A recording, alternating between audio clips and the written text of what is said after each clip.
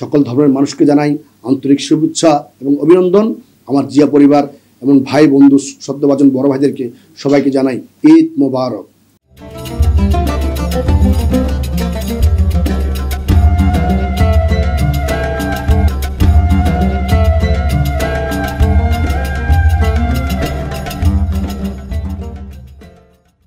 বিসমিল্লাহির রহমানির রহিম।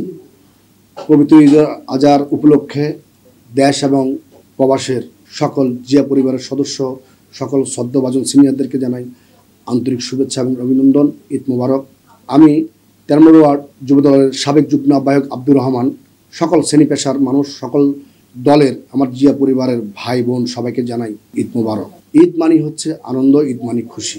এই ঈদুল আজহা একটি আত্মত্যাগের মাধ্যমে আমরা পেয়েছি। তার পবিত্রতা বন্ধন আমাদেরকে ধরে রাখতে হবে, সকল মানুষের মাঝে আমাদেরকে পৌঁছে যেতে হবে। সকল শ্রেণী পেশার মানুষের জন্য আমরা কাজ করতে হবে। ধর্ম বর্ণ মানুষের সাথে একসাথে মিলেমিশে সবাইকে নিয়ে সুন্দর একটি দেশ করতে হবে। যদি আজ আমরা সুন্দর একটি দেশ গড়ার স্বপ্ন না দেখি, সুন্দর একটি সমাজ গড়ার স্বপ্ন না দেখি, তাহলে আগামী দিনের আমাদের প্রজন্মরা সুন্দর একটি দেশ করতে পারবে না, দেশের ভালো কিছু দেখতে পারবে না। শহীদ রাষ্ট্রপতি জিয়া রহমান যে আদর্শ নিয়ে উনি রাজনীতি করেছেন, ওনার আদর্শ যারা বুকে লালন করে থাকেন, ওনার আদর্শ সম্পর্কে ওনারা জানেন। শহীদ রাষ্ট্রপতি জিয়া রহমানের আদর্শ ছিল একটি দেশ গড়ার স্বপ্ন, একটি সুন্দর সমাজ গড়ার স্বপ্ন, সকল ধর্মের বর্ণের মানুষকে নিয়ে সুন্দর একটি জাতি করার স্বপ্ন। কিন্তু আজ আমরা আস্তে আস্তে আমরা অনেক দূরে বিলীন হয়ে যাচ্ছে আমাদের প্রতিহিংসার মাধ্যমে। সেই প্রতিহিংসাগুলি ভুলে গিয়ে আমরা মিলেমিশে একসাথে রাজনীতি করে একজন আরেকজনকে সহযোগিতা করে অপরকে ভালোবেসে প্রতিহিংসা দূর করে সুন্দর একটি সমাজ গড়ব, একসাথে মিলেমিশে রাজনীতি করব, সুন্দর একটি দেশ করব। সবাই ভালো থাকবেন, সুস্থ থাকবেন, সবাই একসাথে মিলেমিশে ঈদের আনন্দ উপভোগ করবেন। সবাইকে জানাই ঈদ মোবারক।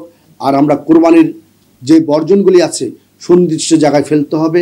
ময়লা আবর্জনাগুলি আমাদেরকে দায়িত্ব সহকারে আমাদের বাসার আঙ্গিনার থেকে পরিষ্কার করে আমাদেরকে সুন্দর একটি সমাজ গড়তে হবে। আশেপাশে সব কিছু আমাদের রক্ষা করতে হবে। সেই ময়লা আবর্জনাগুলি আমরা নির্দিষ্ট স্থানে ফেলবো, যেই সিটি কর্পোরেশনের জায়গাগুলি আছে ওখানে ফেলবো। যেখানে সেখানে আমরা কোরবানির পশুগুলি কোরবানি করব না, তাহলে আমাদের পরিবেশ নষ্ট হয়ে যাবে, পরিবেশ ধ্বংস হয়ে যাবে।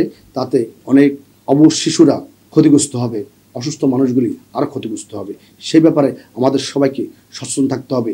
ঈদ আনন্দ করতে গিয়ে যেন অন্যদের ক্ষতি না হয়, সে ব্যাপারে আমাদের খুবই মাথায় চিন্তা রাখতে হবে, অন্যদের ব্যাপারেও আমাদের ভাবতে হবে।